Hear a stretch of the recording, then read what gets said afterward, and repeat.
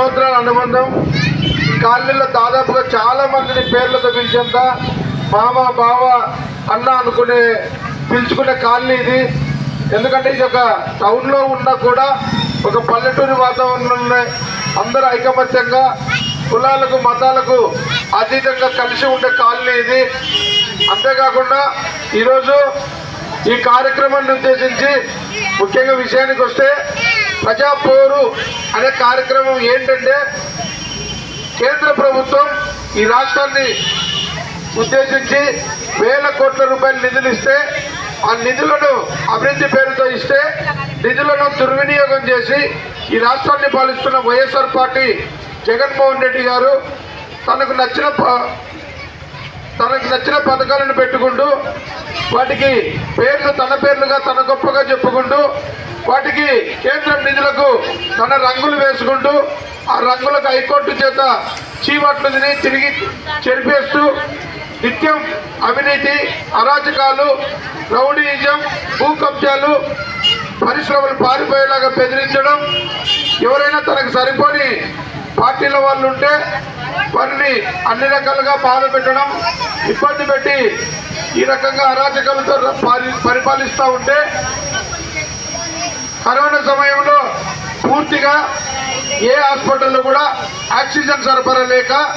వ్యాక్సిన్లు లేక బెడ్లు లేక అనేక రకాలుగా మృత్యువాత పడుతూ ఉంటే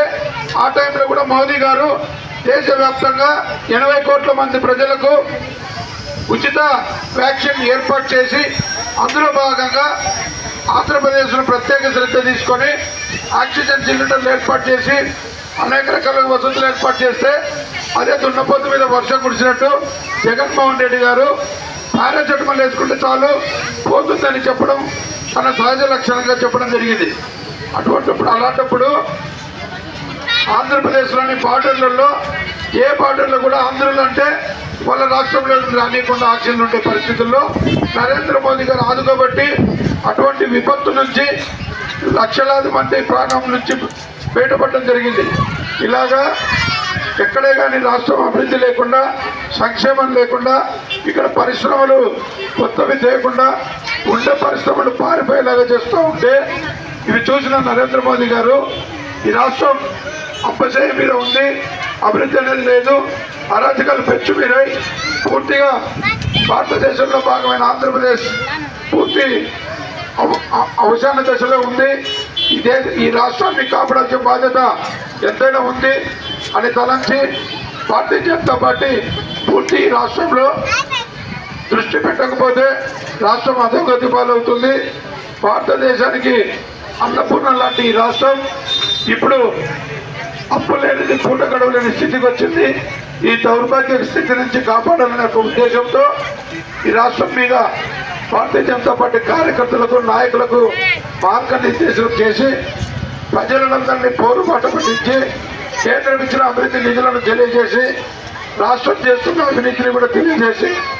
ప్రజలను పోరుబాట పట్టించమని మమ్మల్ని ఆదేశించడం జరిగింది. అందులో భాగంగా ఈరోజు ఈ కాలనీకి రావడం జరిగింది. ఒక జగన్మోహన్ రెడ్డి గారు అలా ఉంటే ఇక్కడ నంద్యాల వరకు వచ్చేటప్పటికి శిల్పా కుటుంబం వ్యాపారం పేరుతో వారానికి ఒకరోజు సండే రోజు మాత్రమే లోకల్గా ఉంటూ ఫోటోలకు పోజులు ఇచ్చుకుంటూ కనీసం దోమలను కూడా అరికట్టలేని శిల్ప రవిచంద్ర కిషోర్ రెడ్డి రోడ్లు ఉడచడానికి దిక్కు లేదు, కాలువలు తీసే పరిస్థితి లేదు, ఎక్కడ కానీ దోమల నివారణ లేదు, పన్ను మాత్రం చెత్త కూడా పన్నేసే ఒక చెత్త ఎమ్మెల్యే ఎక్కడే కానీ ఈ వార్డులో తన అభ్యర్థి గెలవలేదని చెప్పి ఈ వార్డు మీద పూర్తి నిర్లక్ష్యం చేసి వాళ్ళ సొంత సొమ్ము ఇస్తున్నట్టుగా ఎక్కడైతే వాళ్ళకు చెప్పినదే వేదంలాగా చేసే చోట కాస్త కూస్తో బామానిపించే పనులు చేస్తూ ఇక్కడ ఈ వార్డును పూర్తి నిర్లక్ష్యం చేయడం జరిగింది. అంతేకాకుండా అంటే నిర్లక్ష్యం చేయడం అంటే ఎక్కడైతే ఏ వార్డులో అయితే ఏం సమస్యలు తెచ్చింది ఏం లేదు, కేవలం తన ఎన్నుకోమని భజన చేసేవారి చోట తూతూ మంత్రమైన అభివృద్ధి చేస్తూ తనను ఎవరైనా ప్రశ్నిస్తే కౌన్సిల్లో వారి మీద తప్పుడు కేసులు పెట్టి రౌడీ షీట్లు పెట్టి వారిని పోలీసుల చేత వేధించి ఎవరైనా ఇంకా గట్టిగా ప్రశ్నిస్తే వాళ్ళకి అనేక రకాల తప్పుడు కేసులు పెట్టించి కేసులతో పాలిస్తున్న శిల్పా కుటుంబం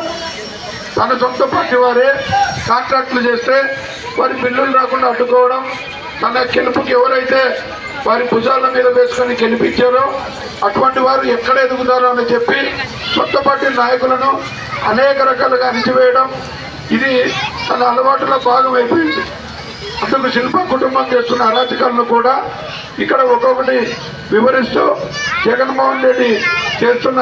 అవినీతిని, కేంద్రం చేస్తున్న అభివృద్ధిని తెలియజేయడంలో భాగంగా ఈ ప్రజాపోరు కార్యక్రమం పేరుతో తాలూకా అంతా తిరగడం జరుగుతూ ఉంది. ఎంతైనా ప్రజలందరూ మేల్కొని నంద్యాల మేధావులు, నంద్యాల యువకులు చైతన్యవంతులై ఈ అరాచకాలను అడ్డుకొని ఓటమి యొక్క ఆయుధం ద్వారా కమల గుర్తుకు ఈసారి ఒక్కసారి ఓటేస్తే, ఒక్క ఛాన్స్ బీజేపీకి ఇస్తే అభివృద్ధి అనేది ఎలా ఉంటుంది, పరిశ్రమలు చేస్తాం, ఇక్కడ మౌలిక వసతులు ఏర్పాటు చేస్తాం, అన్ని సౌకర్యాలతో నంద్యాల దినదినాభివృద్ధి చెందేలాగా పట్టణ స్థాయి నుంచి నగరం స్థాయికి తీసుకొచ్చేలాగా అన్ని శాంతి భద్రతలు కాపాడుతామని తెలియజేసుకుంటూ భారతీయ జనతా పార్టీకి ఒక ఓటు వేయవలసిందిగా ప్రార్థిస్తున్నాను.